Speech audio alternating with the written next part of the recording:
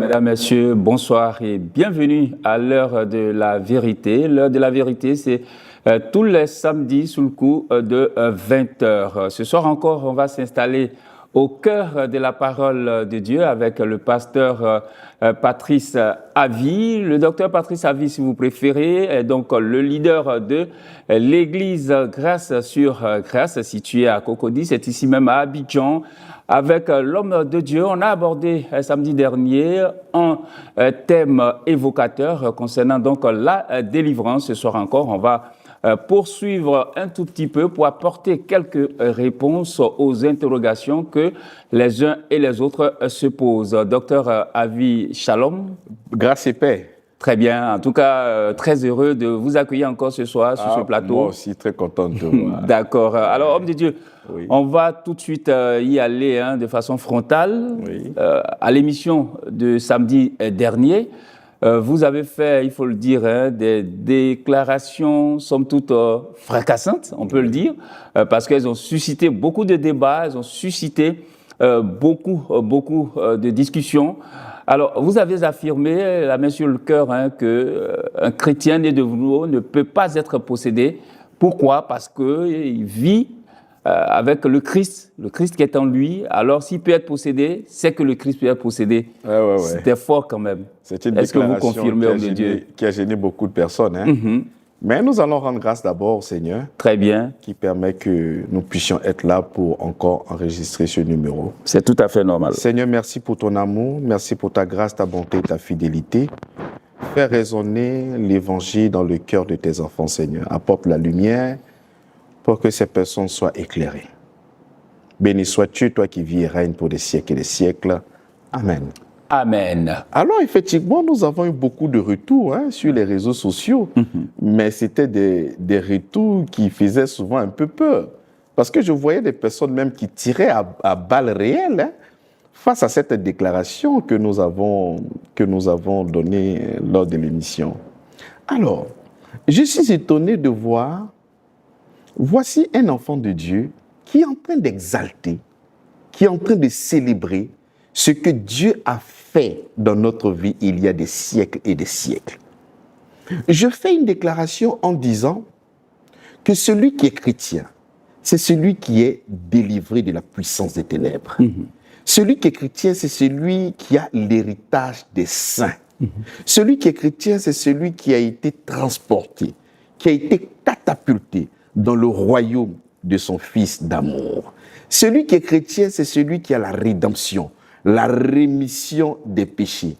Celui qui est chrétien, c'est celui qui est assis à la droite de Dieu, où il fait de ses ennemis son marchepied. Celui qui est chrétien, c'est celui dont le Saint-Esprit habite en lui. Celui qui est chrétien, c'est celui dont la Bible appelle « tu es plus que vainqueur ». Celui qui est chrétien, c'est celui qui a été racheté, non pas par un vil prix, mais par le sang précieux de Jésus-Christ. Tu vois, lorsque je suis en train d'exalter tout ce que Christ a fait pour nous à la croix de Golgotha, mais c'est sur cette base-là que je déclare qu'un chrétien ne peut jamais être possédé. Et je vois des gens qui sont fâchés. Oui, des gens fâchés, mais homme de Dieu, ce qui est curieux, excusez-moi de vous interrompre brutalement, mais ce qui est curieux, c'est que parmi ces personnes qui sont révoltées, il y a vos collègues pasteurs. Mais voilà pourquoi. Qu'est-ce que ça vous fait? Voilà pourquoi. Mais ça me fait beaucoup rigoler. Voilà pourquoi je disais à cette émission, avant de déclarer que nous sommes enfants de Dieu, avant de dire que nous sommes scellés du Saint-Esprit, il faudrait que nous puissions entendre la parole de la vérité, l'évangile de votre salut. Mais si ces personnes n'ont pas entendu ça, ils ont entendu les liens, ils ont entendu Satan, ils ont entendu ces genres d'histoires-là. Mais c'est tout à fait normal qu'ils puissent étaler leur carence. Parce que ce que je suis en train de dire, est dans la Bible. Romains chapitre 8, le verset 1er. Il n'y a donc maintenant aucune condamnation pour celui qui est en Jésus-Christ. Donc, tu dis non. Être chrétien, il peut être encore condamné. Il dit, si le Fils de l'homme vous a franchi, vous êtes réellement comment? Mais vous êtes réellement libre. Non, non, non, non, même si la Christ, il peut toujours être possédé. Vous voyez, lorsque je suis en train de voir ces déclarations, il y en a d'autres même qui sont allés fort avec des propos injurieux. Mais ce n'est pas ça le véritable problème. Mais ces personnes-là ignorent qu'il y a Éphésiens chapitre 4, le verset 29 qui dit qu'il ne sorte de votre bouche aucune mauvaise parole. S'il y a lieu, des paroles de grâce pour l'édification. Voilà pourquoi je dis, être chrétien, ce n'est pas une adhésion communautaire. Être chrétien, ce n'est pas une adhésion intellectuelle. Un chrétien, c'est celui qui demeure dans la parole du Maître. Un chrétien, c'est celui qui a dans son cœur la parole du Maître. Il essaie de vivre selon la parole du Maître au point où l'agir, au point où la parole de Christ devient l'agir quotidien. Donc, il ne fait que vivre au travers de la parole de son Maître. Tu vois, c'est ça le chrétien. Mais quand tu vois certaines personnes en train de faire des sorties de route, mais ces personnes-là se proclament et déclarent qu'elles sont chrétiennes, alors que, mais avec cette approche-là, mais je doute même de leur conversion. C'est ce que je disais. Pour déclarer que quelqu'un est enfant de Dieu, il faudrait qu'il y ait les fruits de l'esprit. Tout à fait. Et c'est ça, c'est là que nous reconnaîtrons les enfants de Dieu. Alors, homme de Dieu, parmi les préoccupations qui ont été soulevées, on a dans la Bible le cas de l'apôtre Paul. D'aucuns disent qu'il a été possédé. On se souvient de l'attaque de l'ange de Satan, de cette échade qu'il a reçue dans la chair, au point même de supplier à 3 reprises le Seigneur de l'en délivrer. Yes. Alors, homme de Dieu, n'a-t-il pas été possédé, notre Paul? Vous voyez, lorsque nous ne lisons pas correctement la Bible, nous pouvons faire parler la Bible. Très bien. On peut faire dire à la Bible ce que la Bible n'a pas donné comme orientation. D'accord. Tout à l'heure, lorsque nous allons aborder les textes, vous allez voir que ça n'a rien à voir avec une possession. Il ne faudrait pas aussi oublier que, étant enfants de Dieu, nous pouvions être oppressés. Pas une possession. Comme si le diable pouvait venir prendre le contrôle de notre être. Non, ça c'est terminé. Mais oppresser, c'est une attaque à partir de l'extérieur. Mais parce que nous sommes lumière du monde, mais nous serons attaqués. Jésus n'était pas possédé lorsqu'il était sur la terre, mais il était oppressé, mais par toutes ces personnes qui voulaient sa mort, parce qu'il était en train d'affirmer son identité en tant que fils de Dieu. Donc l'oppression existe, mais c'est la possession que nous disons non. Alors, ce texte-là, je crois qu'il est dans 2 Corinthiens chapitre 12, à partir du verset 7. La Bible dit, « Et pour que je ne sois pas enflé d'orgueil à cause de l'excellence de ces révélations, il m'a été mis une échade dans la chair, un ange de Satan pour me souffléter et m'empêcher de mon orgueil. 3 fois, j'ai prié le Seigneur d'éloigner de moi. Il m'a dit, ma grâce te suffit car ma puissance s'accomplit dans la faiblesse. Je me glorifierai donc plus volontiers de mes faiblesses afin que la puissance de Christ repose sur moi. » Mais déjà, le texte que nous venons de lire ici ne montre pas une possession. Ça n'a rien à voir avec une possession. L'apôtre Paul dit, « Et pour que je ne sois pas enflé d'orgueil à cause de l'excellence et de ses révélations, parce que quand tu vas monter un peu plus haut, tu vas voir que l'apôtre Paul n'a pas marché avec Jésus. Et toutes les révélations qu'il a reçues, il dit, vous avez connu Jésus selon la chair. Moi, je l'ai connu selon l'esprit. Donc, il a entendu des choses ineffables. Donc, la majorité même des vérités que nous sommes en train de prêcher, mais ces vérités-là ont été annoncées par l'apôtre Paul. Alléluia. Donc, à cause de l'excellence, pour ne pas qu'il puisse s'enorgueillir, la Bible ici dit, il m'a été mis une échade dans ma chair. Pas une possession. Pas une possession dans sa chair, mais une échade. Donc, il faudrait que nous puissions connaître maintenant la nature de l'échade. Celui qui est en train d'écrire la Bible ici s'appelle Paul. Mais avant que nous puissions parler de Paul, c'était Saul de Tarse. Et qui est Saul de Tarse? C'est celui qui a appris au pied de Gamaliel. Donc quand il est en train de parler d'échade, c'est une métaphore qu'il est en train d'utiliser. Déjà, quand nous sommes en train de parler de l'échade, le mot grec ici, c'est skolope. Skolope qui veut dire un bois pointu, un aiguillon. Tu vois? Donc, quand il utilise cette métaphore, lorsque tu vas prendre Nombre chapitre 33, nous allons Nombre chapitre 33, d'accord, Nombre chapitre 33, le verset 55, il dit « Mais si vous ne chassez pas devant vous les habitants du pays, ceux d'entre eux que vous laisserez seront comme des épines dans vos yeux et des aiguillons dans vos côtés. Et ils seront vos ennemis dans le pays où vous allez vous établir. » Donc c'est le Seigneur ici qui va parler à Moïse en disant à Moïse, dis aux enfants d'Israël de pouvoir chasser toutes ces personnes que vous venez de battre. Parce que si vous ne les chassez pas, ces personnes-là seront comme quoi? Comme des aiguillons. C'est cette métaphore-là qu'il était en train d'utiliser ici en 2 Corinthiens chapitre 7. Ça n'a rien à voir avec le diable qui possédait l'apôtre Paul. Non, absolument rien. Donc, je continue la lecture selon 2 Corinthiens pour que nous puissions éclairer la lanterne de plusieurs personnes. Donc, il dit, un ange de Satan pour me souffleter, kolaphizo, le mot grec de souffleter, donner des coups.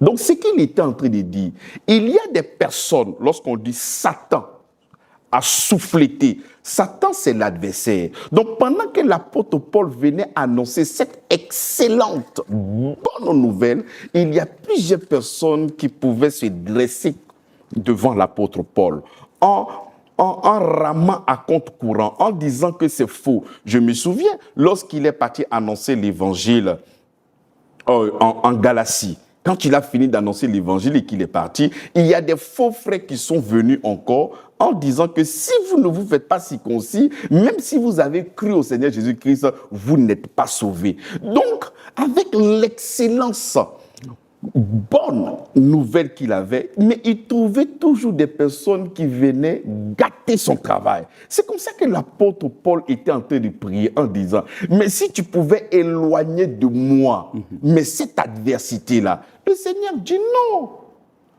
Ma grâce te suffit. Continue à annoncer l'évangile. Parce que le diable est sur la terre d'une manière légale. Tu ne peux pas demander à toutes ces personnes-là de disparaître. Donc, il aura forcément de l'adversité. La Bible déclare que l'élève n'est pas plus grand que le maître. Ce qui est arrivé au maître va arriver à qui? Mais à l'élève.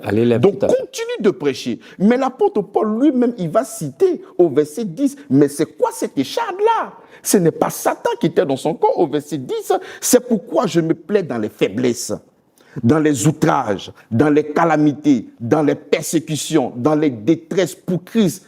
Car quand je suis faible, c'est alors que je suis fort. Donc ici, ce verset ne dit pas que l'apôtre Paul avait en lui la présence d'un démon, du diable en lui, au point où il priait le Seigneur. Non. C'est faux. Parce que quand tu es possédé, ce qu'il faut faire, c'est l'exorcisme. Il faut faire sortir un démon. Mais ça n'a rien à voir. Il dit, j'ai prédit, ma grâce te suffit. Dieu ne peut pas laisser quelqu'un qui est possédé, il va dire, ma grâce te suffit. Il faut dormir avec le démon.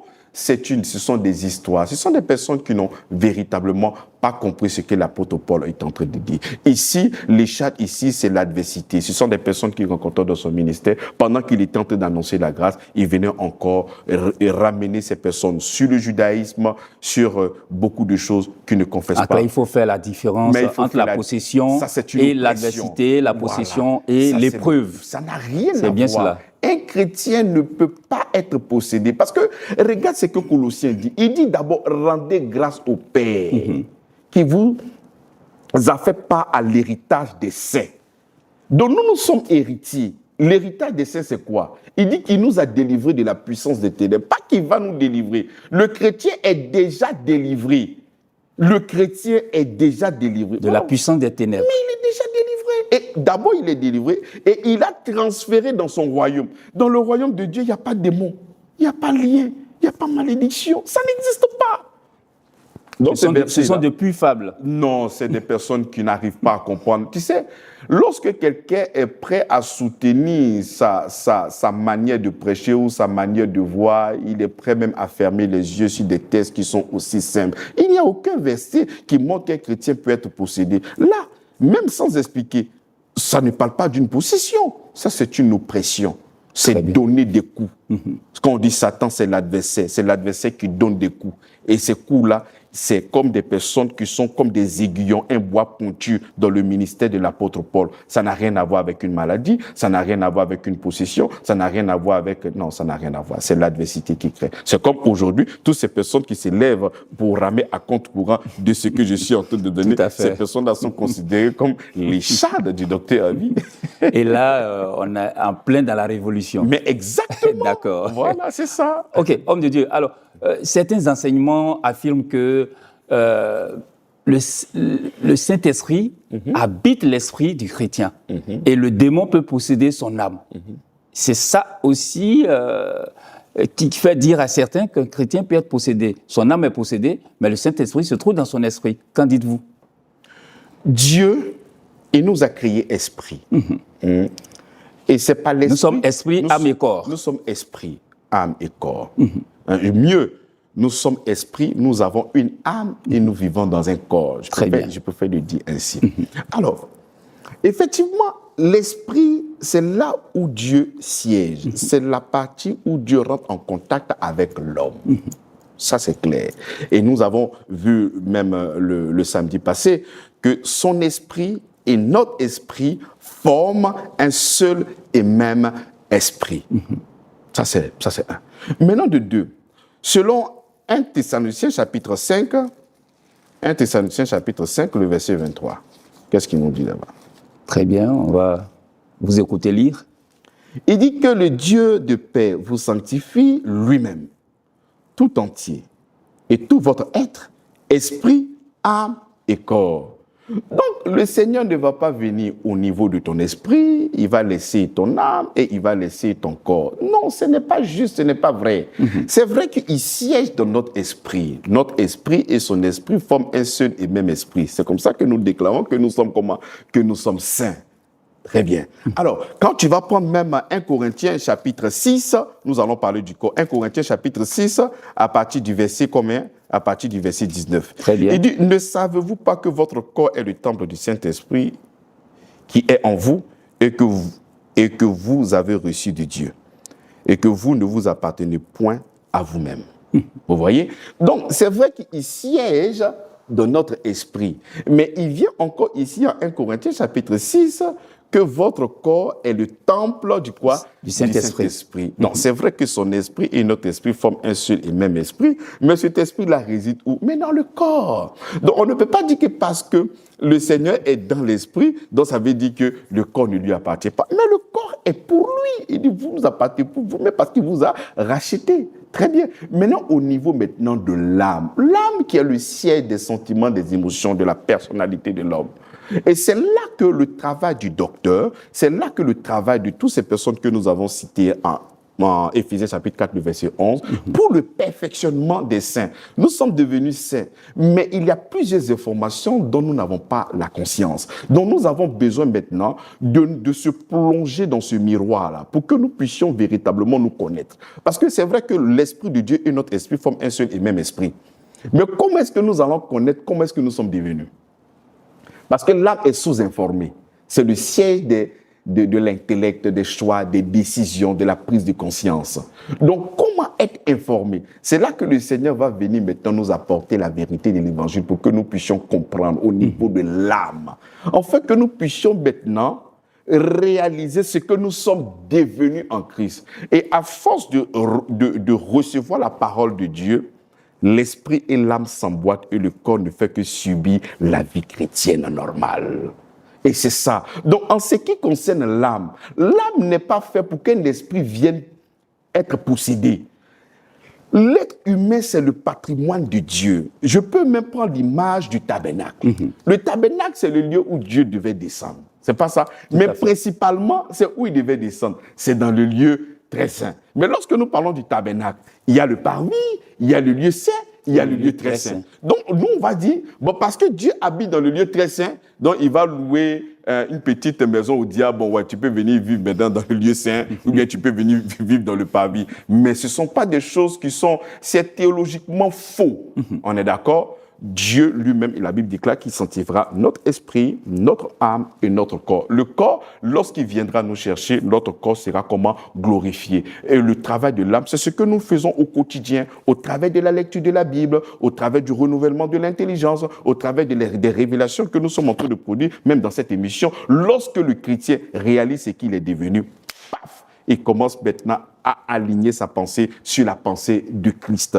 Parce que maintenant, pour que le chrétien puisse se connaître, il faut se connaître à partir de quoi? À partir de Christ. Vous allez voir même dans les villes comme Corinthiens, là où il y avait des difficultés, où quelqu'un même sortait avec sa maman, mais l'apôtre Paul ne venait pas dire, mais tu es possédé par un esprit de démon. Il dit, ne savez-vous pas? Donc c'est un problème de conscience. Il a besoin, c'est une crise identitaire. Il ne sait pas ce qu'il est. Il ne sait pas ce qu'il est devenu. Donc on a besoin d'éclairer cette personne-là pour que cette personne puisse réaliser ce qu'il est devenu en Christ. Mais ce n'est pas une position comme s'il y avait une entité qui était en lui et qui l'amenait à faire des choses ou à ne pas faire des choses. Non, c'est faux. Un chrétien ne peut jamais être. Très bien. Alors, homme de Dieu, on peut affirmer donc, sans risque de se tromper, que c'est une hérésie, c'est un enseignement faux. Non, c'est faux. Et c'est pas scripturaire. Et ces versets que nous venons même de toucher ne donnent même pas à réfléchir dans ce sens-là. J'ai dit la majorité de tout ce que les gens croient, ces choses-là ne sont pas scripturaires. Ce sont des choses ramassées ça et là.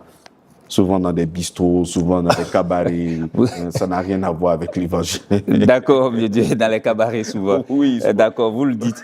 Très bien. Alors, moi, je voudrais que nous plongions dans la Bible, parce que quand la Bible est ouverte, vous parlez. Quand elle est fermée, vous vous taisez. Exactement. On va y aller, pasteur.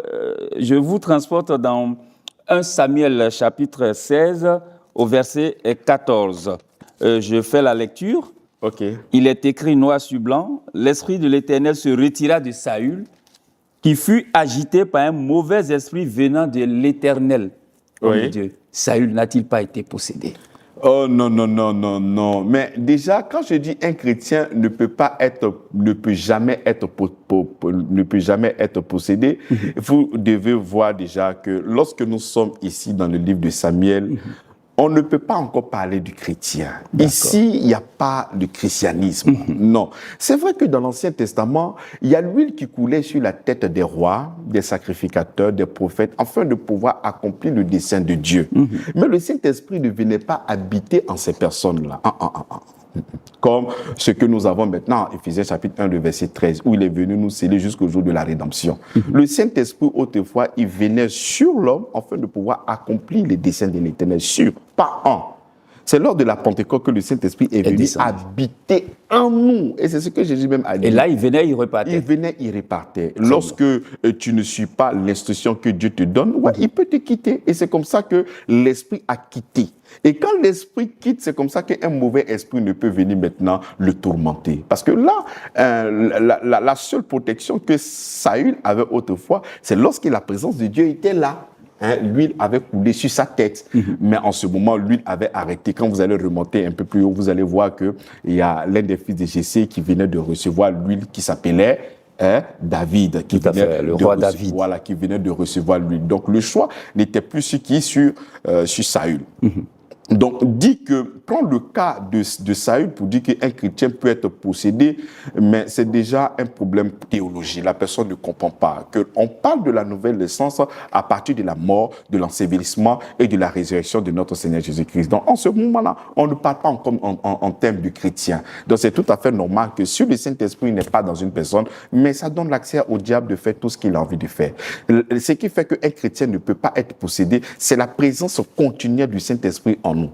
Mais quand vous allez même regarder même le texte de Samuel, mais c'est parce que le Saint-Esprit n'était plus avec lui, c'est parce que le Saint-Esprit s'est retiré que le diable maintenant a pu faire son entrée. Parce que quand le Saint-Esprit... Parce que les deux ne peuvent pas cohabiter. Mais exactement. Ils ne peuvent pas cohabiter. Mais qu'y a-t-il en Christ et Bélial? C'est ça, non? Il n'y a pas. Qu'y a-t-il entre les ténèbres et la lumière? Ça n'existe pas. La Bible dit que Dieu habite les lumières impénétrables, inaccessibles. Mais comment là où Dieu est, tu vas me dire que non, le Satan est venu vivre avec lui? Non, ce n'est pas juste, ce n'est pas vrai. C'est faux. Je maintiens toujours la position de la parole du Seigneur. Un chrétien ne peut pas être possédé. Un chrétien peut être oppressé, mais le chrétien ne peut pas pas être possédé, jamais de la vie. Alors, homme de Dieu, est-ce qu'il ne serait pas intéressant de revenir un peu sur la définition du Saint-Esprit? Oui. Parce qu'il y a beaucoup de confusions qui se font quand même. Oui. Non, le Saint-Esprit, c'est la présence de Dieu. Quand on te dit, Dieu, il est comment? Dieu, il est esprit. Et son esprit est comment? Et son esprit est saint. Voilà, c'est la présence de Dieu. Mais dans le croyant, nous avons reçu les arts de l'Esprit. C'est un témoignage que nous appartenons au Seigneur. Le Saint-Esprit est un témoignage, est une preuve que nous appartenons au Seigneur. Autrefois, nous étions sous le pouvoir totalitaire et esclavagiste de Satan, mais Dieu, dans son amour, est venu nous racheter. Donc nous ne sommes plus la propriété maintenant de l'ennemi. Nous avions été rachetés et nous appartenons maintenant au Seigneur. Donc, pour qu'un démon vienne nous posséder, là, le démon doit venir demander pardon, Seigneur. Est-ce que je peux posséder un peu ton enfant? Il va dire, bon, d'accord, viens et puis possède-le. Notre vie est cachée en Jésus-Christ. Mais comment, vous voyez, il y a tellement de textes même qui nous montrent qu'un chrétien ne peut jamais être possédé. Lorsque nous allons prendre des exemples avant Actes des Actes des Apôtres, parce que c'est là que le Saint-Esprit est descendu. C'est là que l'Église a commencé. Donc, toutes ces personnes que nous allons citer même avant, on peut toujours peut-être parler pour pouvoir essayer de donner quelques approches. Mais déjà, on ne peut pas prendre des exemples sur ces personnes-là parce que l'Église commence lors de la Pentecôte. Très bien, donc je vous prends au mot, homme de Dieu. L'Église commence lors de la Pentecôte. Il y a le cas de Judas dans la Bible qui a été possédé. Judas qui était toujours avec le Seigneur Jésus-Christ, qui tenait la bourse du Seigneur. Homme de Dieu, n'a-t-il pas été possédé? Oui, non, Comment cela a pu être possible? Mais c'est vrai. On pourrait se le demander. C'est vrai que Judas était l'un des disciples de Jésus-Christ. Mais lorsque nous méditons la parole de Dieu, nous voyons bien qu'en réalité, Judas n'était pas avec Jésus. Le cœur de Judas était seulement que concentré sur la bourse. Il cherchait seulement que l'argent. Mais c'est inspiré du Seigneur même que vous avez donné cet exemple-là. Parce que c'est vrai que Judas était avec Jésus, mais Judas n'était pas véritablement, son cœur n'était pas converti au christianisme, son cœur ne l'avait pas accepté. Déjà d'une manière chronologique, on ne peut pas toujours parler de l'Église, parce que l'Église a commencé lors de la Pentecôte. Tu vois, là Jésus est encore présent. Et quand Jésus est encore présent, l'Église n'a pas encore commencé. Donc encore, Judas n'est pas un élément sur lequel nous pouvons discuter pour démontrer qu'un chrétien peut être possédé. Mais lorsque nous allons même d'une manière scripturaire, Judas lui-même, son cœur n'appartenait pas au Seigneur. Il dit, c'est moi qui vous ai choisi, cependant, il y a l'un de vous qui est un démon. Il y a un de vous qui ne m'a pas accepté, qui ne croit pas. Et c'est comme ça qu'il y a des gens qui peuvent venir à l'église pour chercher de l'argent. Ah, vraiment, il faudrait que j'adhère à une communauté. Si j'adhère dans une communauté, je sais que le jour que je suis malade, on peut cotiser pour moi. Je sais que le jour que je vais me marier, on peut cotiser pour moi. Le jour que je suis malade, on peut cotiser pour moi. Il y a des personnes qui peuvent venir à l'église avec des programmes vraiment très arrêtés. C'est comme il y a des gens qui viennent à l'église pour chercher des maris, pour venir chercher des femmes, parce que ici, il y a beaucoup de voitures qui sont garées. Si je viens ici, je peux trouver l'homme de ma vie. Donc, voici les dispositions de certaines personnes lorsque ces personnes-là viennent à l'église. Et quand tu vas trouver cette personne à l'église, tu vas dire, voici un enfant de Dieu. Je vous dis, écoutez-moi très bien. Il y a beaucoup de bombes à l'église. Il y a des gens que vous allez rencontrer à l'église, vous allez penser que ces enfants de Dieu, c'est des bombes à retardement. Dès que tu penses à ça, c'est explosé chez toi. Donc il y a beaucoup de personnes qui sont invitées à l'église, non pas à cause de la lumière de la parole, non pas à cause de l'évangile. Ce n'est pas la parole qui les a transformés en fait de pouvoir rester. Non, c'est leur ambition. Et ce qui a poussé Judas à rester près de Jésus, c'est son ambition. Et quelle est son ambition? C'est à faire d'argent. Très bien. Voilà. Donc, je comprends le cas de Judas, homme de Dieu. Oui. Je vais vous parler du cas de Pierre. Très bien. Lorsque Jésus a demandé à ses disciples, vous qui dites-vous que je suis?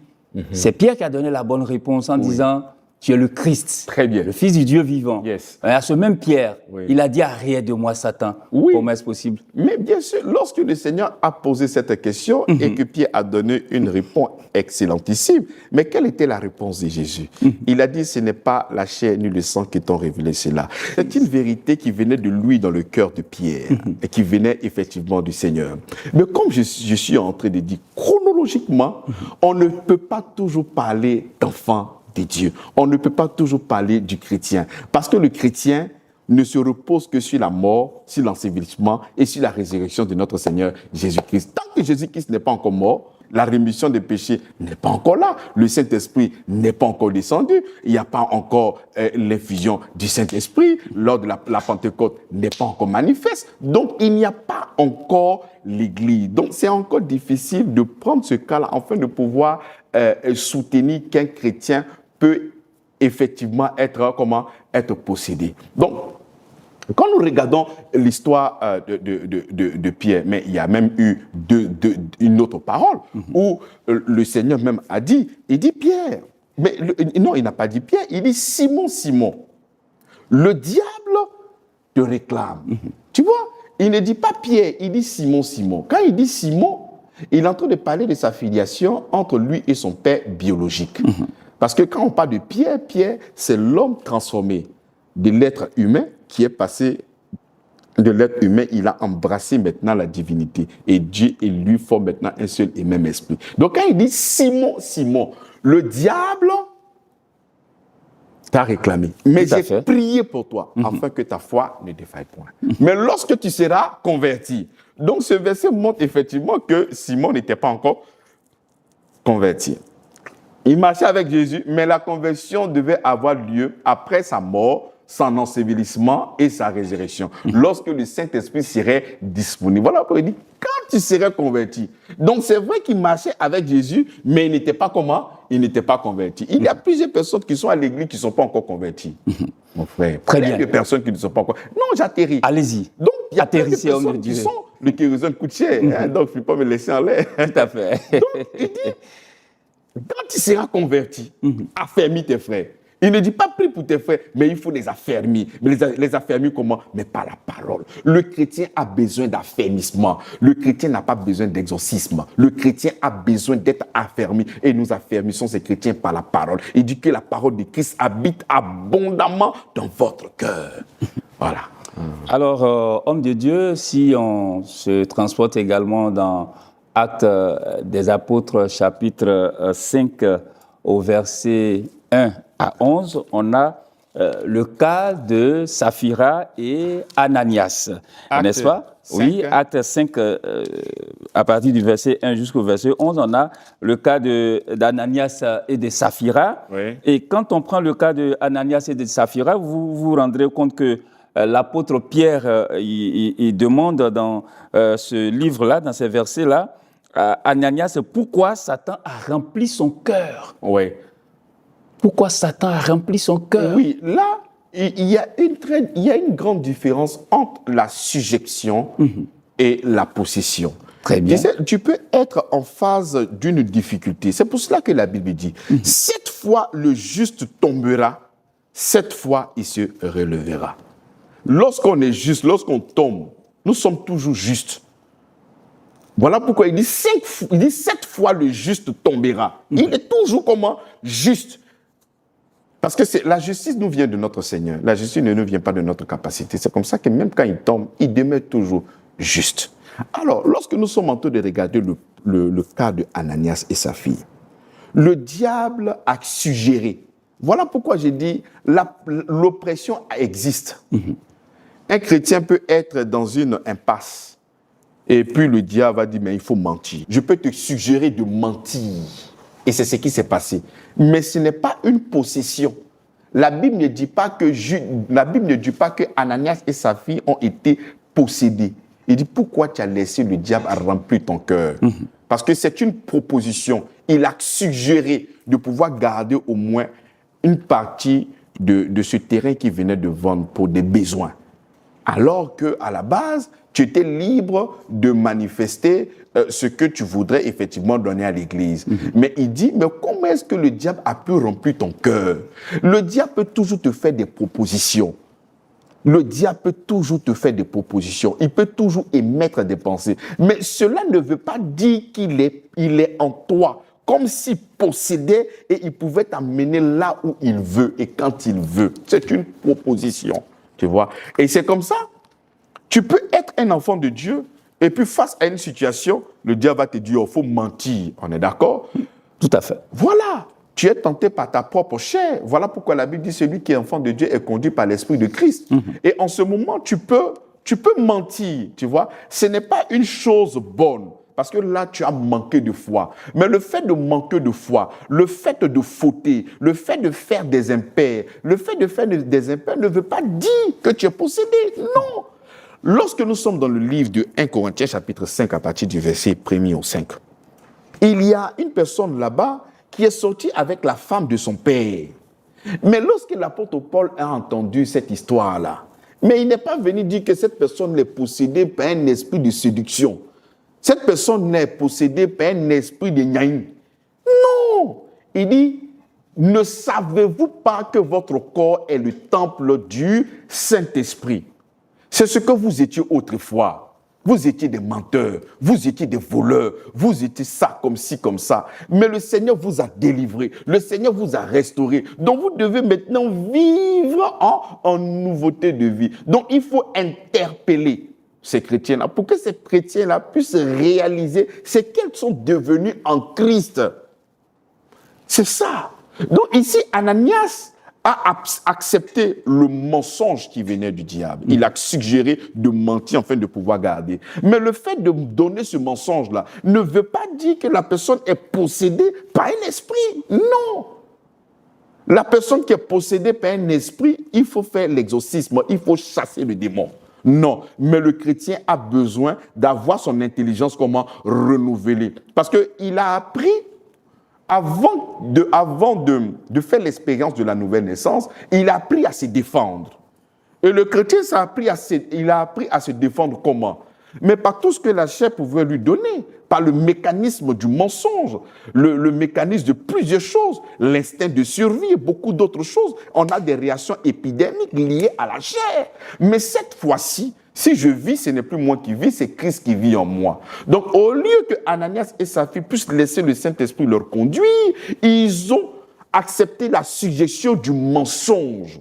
Et comme nous savons que le père du mensonge, c'est le diable, ils ont accepté les propos mensongers du diable. Donc, cela ne veut pas dire ici que Ananias et sa fille étaient possédés. Ça n'a absolument rien à voir. Un chrétien aujourd'hui peut commettre un mensonge, mais ce n'est pas parce que tu as menti que tu es possédé. Ça n'a absolument rien à voir. Cette fois, le juste tombera. Cette fois, il va se relever. Lorsqu'il tombe, il ne devient pas démoniaque. Et quand il se révèle, il devient juste. Et après, il devient démoniaque. Et non. Ce n'est pas ainsi que ça se passe. Le salut, ce n'est pas une question de va-et-vient.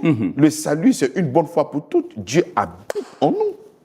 Jusqu'au jour de notre rédemption, il habite en nous. Pas jusqu'au jour où nous allons tomber, pas où le jour où nous allons fauter. Mais c'est vrai qu'étant des enfants de Dieu, il peut nous arriver de fauter. Mais ce n'est pas parce que tu m'as vu fauter, cela montre que le diable habite en moi. C'est une erreur théologique. Très bien. Alors, homme de Dieu, avant de poursuivre, je voudrais prendre un cas pratique.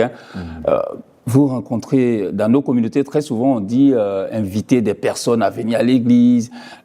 Un jour, j'invite un féticheur, je lui dis de venir à l'église. Alors, il accepte de venir avec moi à l'église. Alors, lui qui était lié à ces pratiques fétichistes et qui se retrouve dans une communauté, qui se retrouve à l'église, homme de Dieu, est-ce qu'il n'a pas besoin de délivrance parce qu'il n'est pas encore chrétien? Mais bien évidemment. Mais nous avons besoin de délivrance. Mais j'ai dit tout. Et comment cela doit-il s'opérer? C'est ça aussi la question. Mais regardez. Allez-y. Vous allez voir, l'apôtre Paul va partir en Éphèse. Oh là là. Il y avait un temple dédié à la déesse Diane, où des gens rendaient des cultes. Grande est la prêtresse Diane. Et c'est comme ça que les gens louaient. Et ils adoraient. Donc ces personnes-là étaient sûrement possédées, oui ou non? Il y avait tellement d'idoles, en effet, jusqu'à il y avait une idole où ils ont mis le Dieu inconnu. Donc ces personnes étaient remplies mais de démons. Mais qu'est-ce que la Bible nous dit? La Bible dit que lorsque Paul est arrivé, il n'a pas voulu savoir autre chose que Jésus-Christ et Jésus-Christ crucifié. Au point où toutes ces personnes ont commencé à laisser leurs fétiches et ils se convertissaient à la bonne nouvelle. Je n'ai pas vu l'apôtre Paul. Je viens, je commande l'esprit territorial maintenant. Non, il n'y a pas ça. Venez annoncer la bonne nouvelle. La Bible dit l'esprit du Seigneur est sur moi. Il m'a oint pour faire quoi? Mais pour annoncer la bonne nouvelle. Mais j'ouvre une lucane. Est-ce qu'il y a quelqu'un qui pouvait être aussi possédé comme Abraham? Abraham qui avait pour père quelqu'un qui avait au moins 1000 dieux.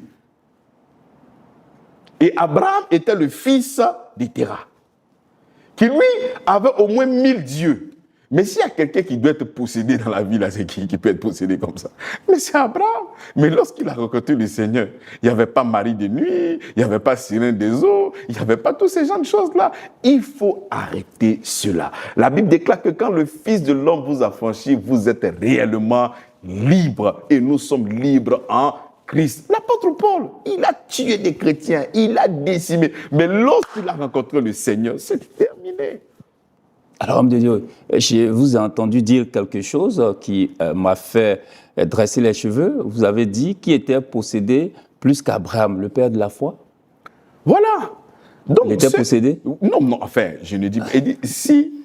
Si nous devons regarder ça, est-ce qu'il y a quelqu'un qui pouvait être aussi possédé comme Abraham? D'accord. Qui lui avait un père qui avait 1000 dieux. Il avait des dieux même, ou peut-être même oublié leur nom. Tellement qu'il y avait tous les démons. Mais lorsqu'il a reçu l'appel du Seigneur et qu'il fut justifié, il n'y avait pas de démon de Mami Wata, démon de temps. Non. L'apôtre Paul, quand il est arrivé en Éphèse, qu'est-ce qu'il a fait? Il a annoncé l'évangile. Au point où ces personnes qui avaient des fétiches là, ils ont pris les fétiches, là, ils sont dans le livre des Actes, ils sont venus exposer à la place publique et ils l'ont brûlé. Mais ils n'ont pas dit, oui, l'esprit me dit tant. Non, il faut laisser toutes ces histoires-là. Venons pour annoncer la bonne nouvelle. Donc, le féticheur qui va entrer dans cette salle, il a besoin effectivement de délivrance. Mais la délivrance vient comment? Il dit, vous connaîtrez la vérité et la vérité, vous quoi? Vous affranchira et vous rendra libre. Un temps, dans les débuts de ma conversion, je lisais beaucoup les livres de magie. Il y a un livre qu'on appelle Emmanuel Elie. Comment est-ce que s'est passé sa conversion? Il dit, il était tellement percutant dans le monde des ténèbres qu'on lui a demandé de venir avec un nom. Parce qu'il devait rencontrer maintenant l'autorité suprême. Donc, il était là, il a cherché des noms. Il est parti même dans le football, qui a vu des noms qui terrifiaient. Mais après, il s'est laissé frapper par un nom qui l'a toujours fasciné parce que les gens parlent trop de ce nom-là. Donc, lui, il va se surnommer ce nom-là. Et tu sais c'était quel nom? C'était le nom de Jésus. Donc, quand il est arrivé dans cette réunion, on dit, oui, dis ton nom. Il dit, appelez-moi Jésus. Ah! Tous les genoux ont commencé à fléchir là où ils étaient. Donc, il dit, c'est là que ça a été le début de sa conversion. Mais si le genou de quelqu'un qui n'est pas sanctifié, enfin, si le genou de toutes ces personnes si le nom de Jésus est prononcé par le nom de quelqu'un comme lui, mais ça fait fléchir les genoux de toutes ces personnes qui sont en face de lui, c'est que dans ce nom-là, il y a quelque chose. Et c'est là qu'a été le début de quoi? De sa conversion. Le début de notre délivrance, c'est la vérité. C'est la quoi? C'est la vérité. Regardez Jésus, lorsqu'il était là, il a chassé des démons. Mais tous ces démons qu'il a chassés là, mais est-ce que ces personnes-là sont devenues enfants de Dieu? Mais non! On devient enfant de Dieu lorsque le Saint-Esprit vient habiter en toi. Là, tu appartiens. Le cœur de l'homme est fait pour être habité. Sinon, ce n'est pas lorsqu'on vous a délivré d'un démon que vous devenez enfant de Dieu. Non. Mais quand le démon s'en va, homme de Dieu, le Saint-Esprit s'invite. Oui, non. Le Saint-Esprit se reçoit. Il faut le recevoir. Mais il faut l'inviter. À tous ceux qui l'ont reçu. Mais si tu ne le reçois pas, on peut chasser le démon dans la vie de quelqu'un. Très bien. Mais dites-moi, est-ce que vous pensez les gens qui tombent en série là, est-ce que vous pensez que les gens font exprès? Ceux qui tombent? En série? Non. Lundi tombe, mardi tombe, mercredi tombe, dans les veilles tombe, chaque veillée tombe. Ils ne font pas exprès. Peut-être que le démon est chassé, un autre vient. Mais c'est ça. Puisque les démons sont nombreux. Mais pourquoi, quand vous avez chassé le démon là, pourquoi vous n'avez pas fermé la porte, puis qu'il entre? Homme de Dieu, est-ce que c'est vrai quand certains pasteurs parlent de démons de pauvreté, démons de maladie, démons de ceci ou de cela? Non, nous savons que le diable est responsable de tous ces maux-là. D'accord. Mais pour pouvoir souvent impressionner certaines personnes, il faut trouver toujours souvent des paroles comme onction royale, onction richesse, onction de temps. Tu sais, l'homme a besoin... L'homme de Dieu, nous sommes sous le sacerdoce royal, l'onction peut être royale. Mais pourquoi pas? Je comprends bien, mais quand ils sont en train de parler du sacerdoce royal, ce n'est pas de cette royauté-là que nous sommes en train de parler. Il y a un autre truc derrière. Il y a une arrière-pensée. D'accord. Sinon, effectivement, Christ est notre souverain sacrificateur. Et cette sacrificature-là, mais elle est royale parce qu'elle vient de notre Seigneur, Dieu créateur du ciel et de la terre. Donc, nous sommes tous des sacerdoces royales. Donc, si nous sommes déjà chrétiens, donc nous sommes déjà dans le sacerdoce royal. Mais on voit un chrétien pour dire qu'il voit une onction royale. C'est qu'il y a autre chose qu'il est en train de voir. D'accord. Alors, homme de Dieu, quand on regarde dans Luc chapitre 13, nous sommes à partir du verset 10, il y a par exemple la guérison de cette femme-là que Jésus a opérée le jour du sabbat, une femme qui était possédée par un esprit de maladie. Pourtant, Jésus l'a appelée fille d'Abraham. Luc chapitre 13. Luc chapitre 13, à partir du verset 10 et suivant, du verset 10 jusqu'au verset 17, vous constaterez que le Seigneur l'a délivrée de son esprit de maladie. Bien Il sûr. l'a appelée fille d'Abraham. Oui. Alors, est-ce que cela ne signifie pas qu'un chrétien peut être possédé? Oui, comme je dis, j'ai déjà planté les décors. Très bien. Lorsque nous sommes à Matthieu, Marc, Luc et Jean, Les évangiles. les évangiles synoptiques, il faut savoir que l'Église n'a pas encore commencé. D'accord. Parce que quand vous allez voir les évangiles, à la fin de chaque évangile, Jésus est mort. Jésus est mort. Jésus est mort. Mais l'Église commence lors de la Pentecôte. Dans Actes des Apôtres. Voilà. Donc, on ne peut qu'identifier un chrétien lorsqu'il a fait l'expérience de la nouvelle naissance.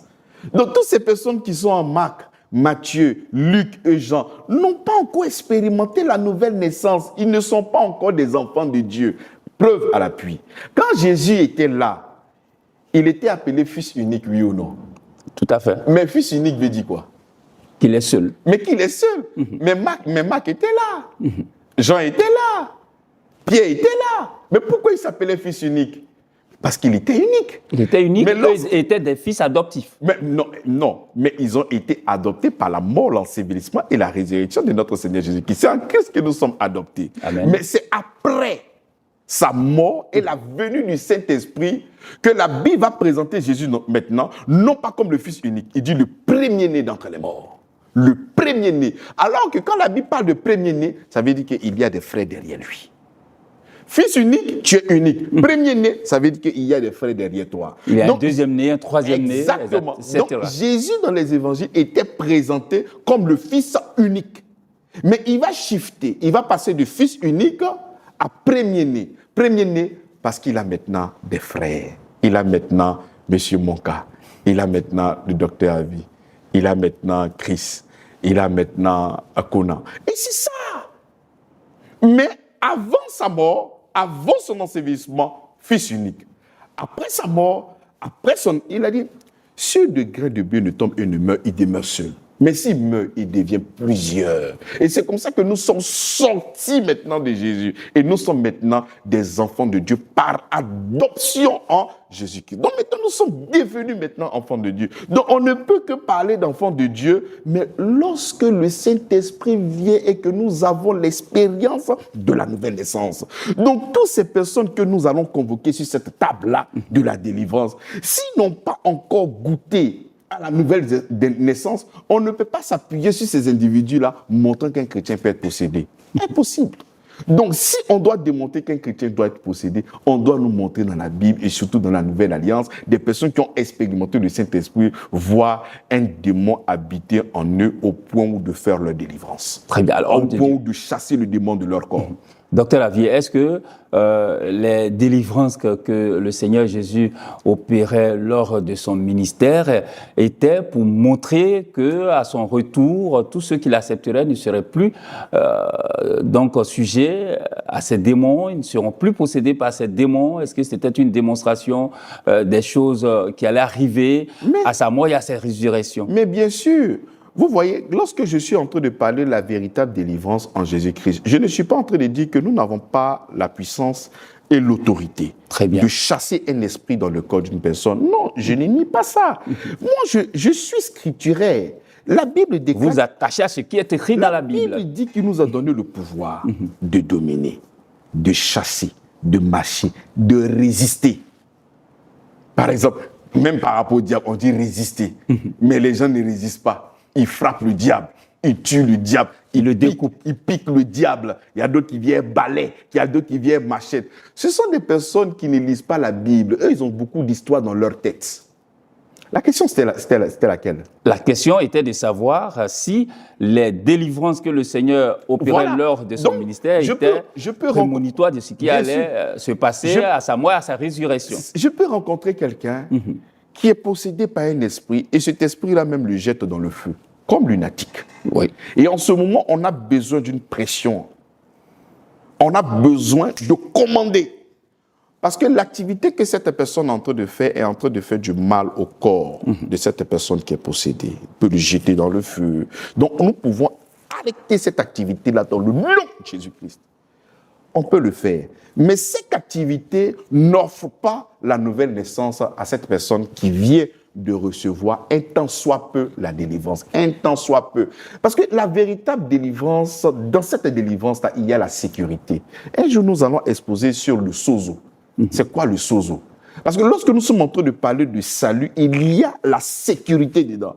Donc, délivrer une personne, chasser un démon dans le corps d'une personne, sans toutefois mettre cette personne-là dans une zone sécuritaire. Cette zone de sécurité, c'est où? C'est d'être en Christ. Voilà pourquoi Colossiens dit, il nous a délivrés et nous a transférés dans le royaume de son Fils d'amour. Donc, si on te délivre et qu'on te laisse comme ça, mais il n'y a pas de sécurité. Tu es exposé. Tu es exposé. Voilà pourquoi les gens tombent en série. Ils peuvent tomber aujourd'hui, ils vont dans un autre programme, ils tombent. Parce que c'est vrai que tu as chassé le démon dans le corps de cette personne-là, mais cette personne n'est pas encore en sécurité. Parce qu'à NEP, tu chasses quelqu'un d'une maison. Parce que cette personne n'a pas encore reçu Christ. Voilà, tu chasses quelqu'un d'une maison et puis la porte n'est pas fermée et puis tu sors. Mais le gars va revenir. Tout à fait. Ou un autre voleur va revenir. Un autre voleur va revenir. Donc cette personne-là sera sujet toujours à des possessions démoniaques. C'est pour cela que nous disons, allons-y directement vers ce qui est vrai. Ce qui est vrai, c'est quoi? C'est d'annoncer la parole. Fais asseoir le Christ dans le cœur de cet individu-là pour que cette personne-là reçoive le Christ. Et nous avons vu l'acte des apôtres. Les apôtres ont posé des actions. Ils ont annoncé l'évangile. Ces personnes-là, 3000 personnes, ils ont reçu Jésus. Ils sont devenus des enfants de Dieu. Ils sont devenus des disciples. Et beaucoup de miracles se faisaient au travers de leurs mains. Mais qu'est-ce qui a précédé la bonne nouvelle? Qu'est-ce qui a précédé l'évangile? Le pardon des péchés en Jésus-Christ. Donc, on peut toujours s'adonner à cette histoire. Démon sort, démon sort, démon sort, démon sort. Il y a le spectacle, il y a beaucoup de choses, ça crée beaucoup d'affluence, les gens viennent à l'église, mais les gens ne sont pas véritablement libres. La Bible dit, si le Fils de l'homme vous a franchi, c'est lui qui t'a franchi là, c'est le pasteur. Or, le pasteur... Celui qui doit t'affranchir, c'est le Christ. Il faudrait que son affranchissement ne peut pas être éternel. Exactement. Souvent, ça dure sur quelques secondes. Mais quelques secondes, vous dites. Mais on a fini. Souvent, même là, le démon, même là, il peut te laisser mettre devant la porte. Il dit, il faut partir à l'église. Et il t'attend. Il dit, hé, mon gars, c'est comment? Et puis, il rentre encore en toi. Et puis, c'est à nous aller. Mais... comment est-ce qu'il faut fermer la porte au diable? Dites-le nous. C'est la présence de la lumière. Il dit la lumière, au commencement était un taureau-boho. Et Dieu dit que la lumière soit et la lumière fut. Donc au commencement, nous étions dans les ténèbres. Il faut la lumière pour que Dieu s'installe. Et lorsqu'il y a la lumière, il n'y a plus de ténèbres. Voilà pourquoi l'apôtre Paul dit, il nous a délivrés de la puissance des ténèbres et il nous a transférés. Il est la lumière des hommes qui éclaire. Donc quand la lumière est là, les ténèbres fuient. Les deux ne peuvent pas cohabiter. Non, c'est clair. C'est pas possible. C'est pas possible. Est-ce qu'en même temps tu peux fermer tes yeux ou ouvrir tes yeux? Impossible. Ça peut pas. La Bible déclare qu'il habite les lumières impénétrables, inaccessibles. Inaccessible. Très bien.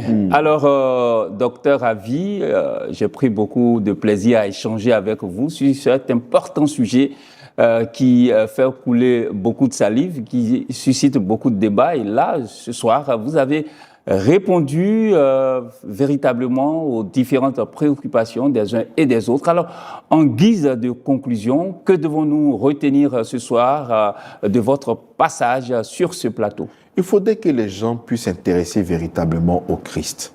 Parce que quand je vois même souvent la réaction de plusieurs personnes sur les réseaux sociaux qui souhaitent ramer à compte courant, je vois que tout ce qu'ils proposent, ces choses qu'ils proposent ne sont même pas scripturaires. C'est là que lorsque nous essayons de peser vraiment la foi de certaines personnes, mais ça ne se repose que sur rien. Mais sur absolument rien, rien du tout. Il faudrait que les gens s'intéressent vraiment. Il faudrait que ces personnes arrivent à se poser des questions. Mais qu'est-ce que Jésus-Christ a fait pour nous il y a plus de 2000 ans? Qu'est-ce qu'il a fait? Quels sont les avantages qui sont liés au Christ? Les gens sont étonnés. Regardez combien de fois je suis en train d'exalter, je disais à l'entame, je suis en train d'exalter l'œuvre de la croix. Ça crée la joie dans le cœur de certaines personnes et le mépris dans le cœur de certaines personnes.